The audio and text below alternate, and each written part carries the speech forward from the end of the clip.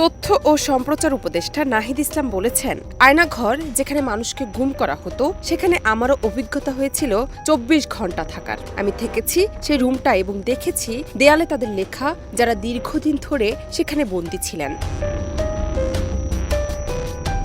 ওয়ালটনের পণ্য কিনে জিতে নিতে পারেন নগদ ২০ লক্ষ টাকা। Double million offer! Walton fridge কিনে পেতে পারেন ২০ লক্ষ টাকা। রয়েছে কোটি কোটি টাকার নিশ্চিত উপহার।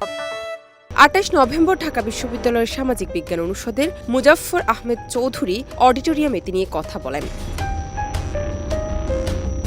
ঢাবির সমাজবিজ্ঞান বিভাগের উদ্যোগে বিদ্রুপ ও উপহাসের রাজনীতি, জুলাই বিদ্রোহের সময় কার্টুন ও গ্রাফিতি শীর্ষক এই আলোচনা সভার আয়োজন করা হয়।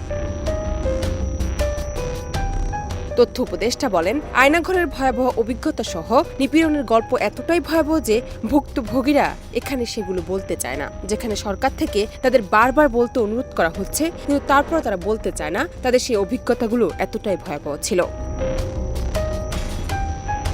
নাহিদ ইসলাম বলেন, প্রায় ১৬০০-র মতো আবেদন করেছে গুম কমিশনে এবং সংখ্যাটা বেড়ে ৫,০০০ হতে পারে। মানে ৫,০০০ মানুষের গুমের অভিজ্ঞতা হয়েছে গত ১৫ থেকে ১৬ বছরে। এই যে তাদের অভিজ্ঞতাগুলো, এগুলো পুরোটাই এড়িয়েছিল আমাদের রাষ্ট্রে। আমরা এই কথাগুলো কাউকে বলতে পারতাম না।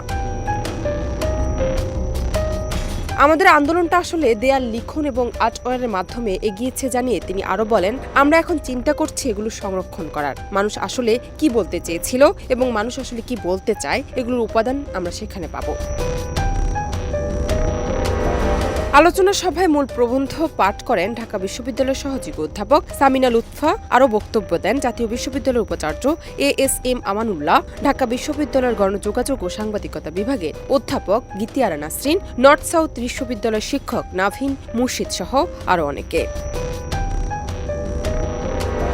জান্নাত নিপু, দেশ রূপান্তর।